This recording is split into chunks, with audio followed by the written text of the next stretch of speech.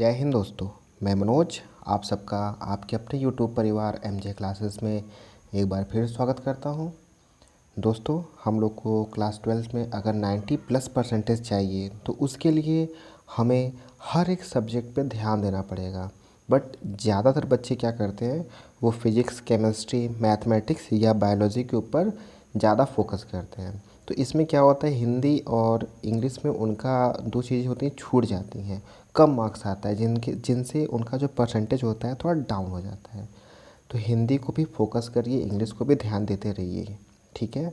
क्योंकि अगर आपको परसेंटेज चाहिए तो इनके ऊपर फोकस बहुत ज़रूरी होता है, ठीक। तो उसी से रिलेटेड जो क्लास 12 का हिंदी में 2 नंबर का आता है अलंकार, हम लोग आज उसको सीखेंगे कि अपना 2 नंबर हमको कैसे सिक्योर करना है। और 2 नंबर का आपका रस आता है, जो कि मैंने इससे पहले वाली वीडियो में मैंने उसको बताया है। अगर आपने वो वीडियो नहीं देखा है तो कोई बात नहीं, उस वीडियो का लिंक आपके वीडियो में ऊपर आई बटन होगा, उस पर क्लिक करेंगे तो उसका लिंक मिल जाएगा, या फिर आपके डिस्क्रिप्शन में मैं डाल दे रहा हूँ, आप वहाँ से भी इसको देख सकते हैं। तो चलिए हम लोग आज अलंकार को शुरू करते हैं। अलंकार का शाब्दिक अर्थ होता है आभूषण। अब आभूषण शब्द से तो आपको बहुत अच्छे से ख्याल होगा कि आभूषण का मतलब क्या, सोना चांदी जेवरात ये सब, ठीक है। जिस प्रकार स्त्री की शोभा आभूषण से, यानी जैसे आपको पता है कि अगर शादी करते हो आप या शादी में जाते हो, आप देखे होगे कि जो लड़की होती है उसको आभूषण से पूरा सजाया जाता है। क्यों?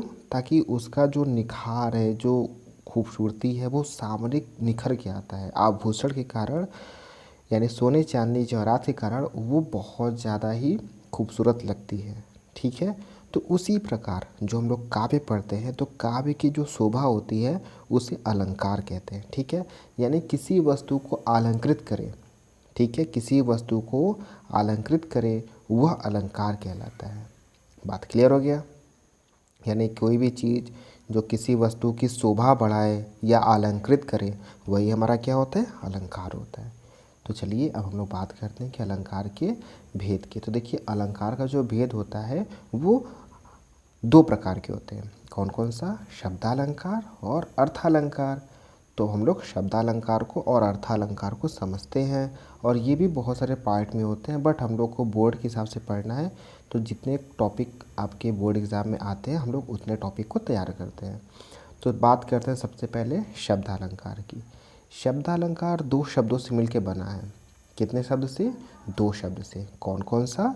शब्द प्लस अलंकार। बात क्लियर है? जो शब्दालंकार है 2 शब्दों से मिलकर बना है। कौन कौन सा? शब्द प्लस अलंकार। शब्द के 2 रूप होते हैं, ठीक है। जो शब्द होता है उसके 2 रूप होते हैं। क्या क्या? ध्वनि और अर्थ। ध्वनि यानी साउंड, यानी जो आवाज़, ठीक है, आ रही है वो, और अर्थ, अर्थ समझ में आ रहा होगा आपको। ध्वनि के आधार पर शब्दालंकार की सृष्टि होती है, ठीक है। यानी हम लोग ध्वनि के आधार पर शब्दालंकार की पहचान करते हैं। जब अलंकार किसी विशेष शब्द की स्थिति में ही रहे, यानी अगर कोई भी अलंकार है उसमें विशेष शब्द की ही रहे, स्थिति में रहे, उस शब्द का अस्तित्व न रहे, उसे शब्दालंकार कहते हैं। और उसका कोई अस्तित्व नहीं रहता है शब्द का, तो वहाँ पे हम लोग बोलेंगे कि यहाँ पे शब्दालंकार प्रेजेंट है, ठीक है। तो देखिए, जो शब्दालंकार होते हैं ये बहुत टाइप के होते हैं, लेकिन हमको बोर्ड एग्ज़ामिनेशन जो ये क्लास 12 का है उसके बेस पे हम बोलेंगे कि ये जो शब्दालंकार होते हैं वो 3 प्रकार के होते हैं, ठीक है। कौन कौन से होते हैं? तो आइए हम लोग उनको अब डिटेल में समझते हैं। तो देखिए, पहला उसमें आपका आता है अनुप्रास अलंकार। अब ये जो अनुप्रास अलंकार होता है 2 चीज़ों से मिलकर बना हुआ है, यानी 2 शब्दों से मिलकर बना है। कौन कौन सा? अनु प्लस प्रास। अनु है और प्रास है। यहाँ पर अनु का अर्थ है बार बार। अनु का मतलब क्या होता है? बार बार, ठीक है। और प्रास का मतलब होता है वर्ड। वर्ड तो समझ में आ रहा होगा, जैसे क ख ग घ ये सब वर्ड होते हैं, ठीक है। जब किसी वर्ड की बार बार आवृत्ति हो, यानी कोई भी वर्ड, जैसे कोई भी ल स र कोई भी हो, बार बार आता है, तब जो चमत्कार होता है उसे अनुप्रास अलंकार कहते हैं। यानी वहाँ पे बार बार अगर कोई वर्ड आता है तो हम बोलेंगे कि वहाँ पे आपका जो अलंकार है वह अनुप्रास अलंकार है। जैसे उदाहरण में देखिए, सब सुबरन सुखकर सुजस न थोर। देखिए स यहाँ पे है, स यहाँ पर है, स यहाँ पे और यहाँ पर भी है, तो हर जगह आपका स क्या है, वर्ड है। और इसकी उत्पत्ति क्या हो रही है, बार बार। अनु मतलब बार बार और प्रास मतलब कोई भी वर्ड, यानी एक वर्ड जो बार बार आता है। तो देखिए यहाँ पर इस एग्जाम्पल में बार बार स आ रहा है, यानी हम बोल सकते हैं कि यहाँ पे क्या, कौन सा अलंकार है, अनुप्रास अलंकार है। समझ में आ गई बात? ठीक है, तो इस बात का ध्यान दीजिएगा। और एक बात ये याद रखिएगा कि ये जो आवृत्ति होती है, ये आवृत्ति का मतलब यहाँ पे क्या है, दोहराना, बार बार जो आवृत्ति हो रही है, ठीक है, तो ये जो दोहरा रहा है, तो इसी चीज़ को हम लोग क्या बोलेंगे, अनुप्रास अलंकार। ठीक है, तो चलिए अब हम लोग बात करते हैं इसके सेकेंड की। सेकेंड क्या है, यमक अलंकार। यमक का अर्थ होता है युग्म। युग्म मतलब जोड़ा। ठीक है, यमक का मतलब क्या होता है, युग्म। युग्म मतलब जोड़ा। ठीक है, इसके भिन्न अर्थ के साथ किसी वर्ण अथवा शब्द की आवृत्ति होती है। यानी देखिए वर्ड या शब्द बोल रहा है, लेकिन उनका अर्थ क्या होगा, अलग अलग होगा। ठीक है, तो वहाँ पे यमक अलंकार होता है। जैसे अगर एग्जाम्पल देखते हैं, तो एग्जाम्पल क्या है आपका, काली घटा का, काली घटा का, देखिए क्या लिखा है, काली घटा का काला घमंड घटा। ठीक है, काली घटा का घमंड घटा। तो देखिए यहाँ पे घटा, यहाँ पर भी घटा है। अब ये काली घटा, यहाँ पे काली घटा यानी काले बादल। ठीक है, घमंड घटना, अब घमंड घटने का मतलब होता है कम होना, यानी कमी। ठीक है, समझ में आ गई बात ये? तो देखिए यहाँ पर घटा शब्द है, यानी आपका यूज़ हो रहा है, 2 बार यूज़ हुआ, लेकिन दोनों के शब्द का जो अर्थ है वो अर्थ क्या हो रहा है, अलग अलग है। ये बात समझ में आ गई? तो इसलिए यहाँ पे क्या होगा, यमक अलंकार आपका मौजूद है। तो चलिए अब हम लोग इसके थर्ड पार्ट को देखते हैं। थर्ड पार्ट क्या है, श्लेष अलंकार। श्लेष अलंकार क्या होता है, जब कोई शब्द वाक्य में प्रयुक्त होकर 2 या 2 से अधिक भिन्न भिन्न अर्थ दे, तो वहाँ श्लेष अलंकार होता है। ठीक है, ये बात याद रखिएगा। देखिएगा यहाँ मिस्टेक है, यहाँ पे क्या होगा, होता है। ठीक है, जब कोई शब्द वाक्य में प्रयुक्त होकर 2 या 2 से अधिक भिन्न भिन्न अर्थ दे, तो वहाँ श्लेष अलंकार होता है। क्लियर है? जैसे अगर हम एग्जाम्पल की बात करते हैं, तो देखिए, सुबरन को ढूंढे फिरत कवि व्यभिचारी चोर।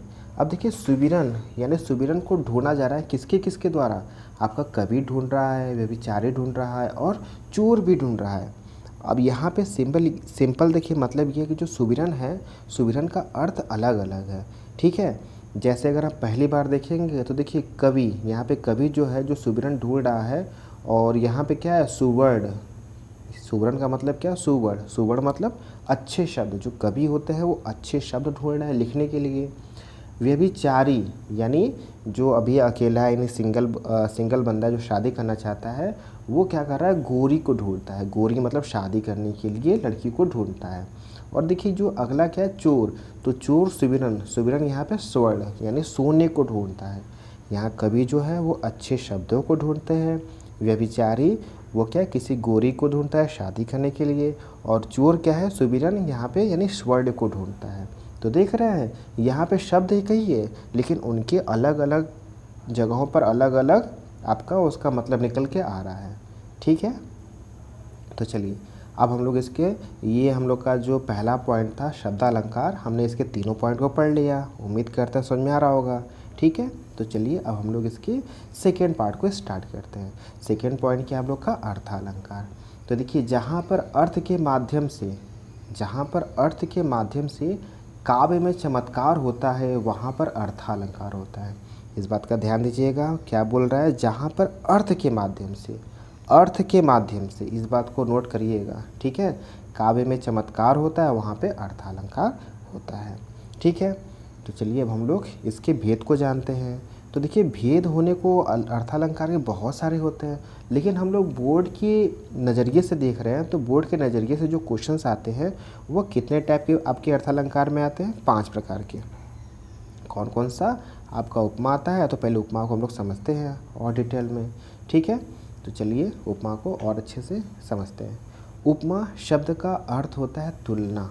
तुलना यानी कंपेयर करना। ठीक है। उपमा का मतलब क्या होता है? तुलना करना।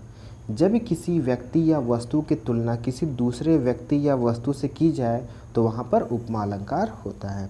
जाहिर सी बात है, अगर आप किसी का कंपेयर किसी दूसरे पर्सन से करेंगे, तुलना करेंगे, तो हम बोलेंगे कि सर यहाँ पे क्या है? उपमा अलंकार है। ठीक है। अब ज़रा और समझिएगा इस बात को। जिसकी उपमा दी जाए, यहाँ देखिए क्या बोल रहा है? जिसकी उपमा दी जाए उसे उपमेय। ठीक है। जिसके द्वारा उपमा अर्थात तुलना की जाए उसे उपमान कहते हैं। यानी जिसकी तुलना करेंगे उसे क्या बोलेंगे? उपमेय कहेंगे। जैसे अगर एग्जांपल देना है तो मैं मान लीजिए मेरे एक फ्रेंड है रोहित, वो बहुत अच्छा क्रिकेट खेलते हैं, तो मैं बोलूँगा रोहित इरफान पठान की तरह खेलते हैं। तो देखिए मैंने यहाँ पे रोहित की तुलना किससे की? इरफान से। तो रोहित क्या है? उपमेय है। और यहाँ पर किससे तुलना किया? इरफान पठान से तुलना किया गया, तो इरफान पठान क्या होगा? उपमा होगा। जैसे और एग्जांपल देखना है, जैसे आंचल पूजा से अच्छी पढ़ने में है। ठीक है। तो देखो यहाँ पर भी कंपेयर किया जा रहा है, तो यहाँ पे आंचल को बोला जा रहा है कि आंचल जो है पूजा से अच्छी पढ़ने में है। तो आंचल यहाँ पे क्या हो जाएगी? उपमेय हो जाएगी, और पूजा क्या हो जाएगा? उपमा हो जाएगा। दोनों बातें क्लियर है। तो उपमेय का मतलब आपका जो बंदा या जो वस्तु है उसका कंपेयर कर रहा है, और जिससे कंपेयर करते हैं उसे बोलेंगे उपमा। ठीक है। उपमेय और उपमान की समानता प्रदर्शित करने के लिए सादृश्यवाचक शब्द का प्रयोग किया जाता है। ठीक है। यानी हम लोग ऐसे शब्द का यूज़ करेंगे जो वहाँ पे कंफर्टेबल हो दोनों में समानता करने के लिए। ठीक है। तो एग्ज़ाम्पल देखते हैं। मुख मयंक सम मंजू मनोहर। देख रहे हैं यहाँ पे आपका जो मुख है वो मयंक के समान आपका उसको कंपेयर किया जा रहा है। ठीक है। तो यहाँ पे जो मुख है, मुख क्या हो जाएगा? मुख यानी चेहरा। तो चेहरा जो होगा वो क्या हो जाएगा? वो आपका उपमेय है। मयंक जो होगा वो क्या हो जाएगा? आपका उसे वो तुलना किया जा रहा है उससे, तो वहाँ पे वो आपका उपमान हो जाएगा। ठीक है। तो चलिए अब हम लोग बात करते हैं इसके सेकेंड पार्ट का। सेकेंड पार्ट क्या है? रूपक अलंकार। तो रूपक का अर्थ क्या होता है? एकता। इस बात का ध्यान दीजिएगा। रूपक का अर्थ क्या है? एकता। जहाँ पर उपमेय और उपमान में कोई अंतर न दिखाई दे वहाँ रूपक अलंकार होता है। इस बात का ध्यान दीजिएगा। एकता, एकता का मतलब कि दोनों समान हैं। ठीक है। जैसे राहुल और रोहित दोनों ही अच्छे खिलाड़ी हैं, तो देखिए दोनों अच्छे खिलाड़ी हैं, यहाँ पे किसी का कंपेयर नहीं किया गया, दोनों ही एक समान है। ठीक है। तो वहाँ पर हम क्या बोलेंगे? यानी दोनों में जब कोई भी अंतर नहीं दिखाई दे, दोनों को समानता व्यक्त किया जाए, तो हम बोलेंगे वहाँ पर रूपक अलंकार होता है। ठीक है। अर्थात जहाँ पे उपमेय और उपमान के बीच को भेद समाप्त करके उसे एक कर दिया जाता है, वहाँ रूपक अलंकार होता है। दोनों बातें की है। ठीक है। तो चलिए इसका एग्जाम्पल देखते हैं। चरण कमल बंदो हरि राय। यहाँ पर देखिए जो चरण है वो क्या है? उपमेय है, और जो कमल है वो क्या है? आपका उपमान है। दोनों में अभिन्नता है, पर दोनों क्या है? साथ साथ है। ठीक है। यानी हम बोलेंगे यहाँ पे कौन सा अलंकार है? तो वो है रूपक अलंकार। ठीक है। तो चलिए अब हम लोग इसके थर्ड पार्ट को देखते हैं। थर्ड पार्ट क्या है हमारा? उत्प्रेक्षा अलंकार। उत्प्रेक्षा अलंकार। उत्प्रेक्षा का मतलब क्या होता है, यानी अर्थ क्या है? किसी वस्तु के संभावित रूप की अपेक्षा करना, यानी तुलना करना। ठीक है। उपमेय अर्थात प्रस्तुत में उपमान अर्थात अप्रस्तुत की संभावना को उत्प्रेक्षा अलंकार कहते हैं। ठीक है। उपमेय अर्थात प्रस्तुत में अपमान, ठीक है, अर्थात अप्रस्तुत की संभावना को उत्प्रेक्षा अलंकार कहते हैं। इस बात का ध्यान दीजिएगा। क्लियर है? तो चलिए अब हम लोग इसके एग्जाम्पल को देखते हैं। एग्जाम्पल क्या बता रहा है इसका? एग्जाम्पल ये है कि सोहत ओढ़े पीठ पट। ठीक है। श्याम सलोने गात। यहाँ देखिए ओढ़े रहेगा। ठीक है। डबल एरो आई की मात्रा।